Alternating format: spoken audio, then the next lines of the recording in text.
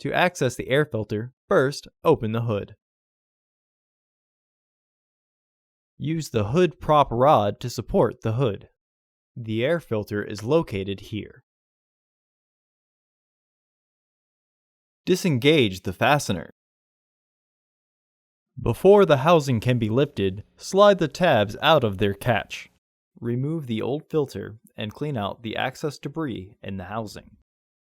Rotate the filter housing locking mechanism and pull to remove the filter housing. Insert your new filter into the housing.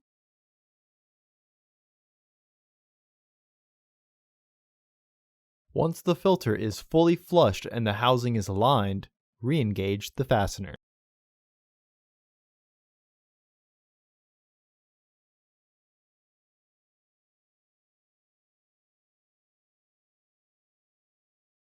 Rotate and lock the hose.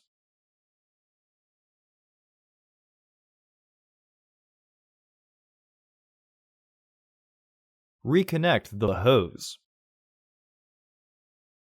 Remove the hood prop rod and close the hood. Order your parts today at filterheads.com. Also, please like our video and subscribe to our channel so you won't miss any new content.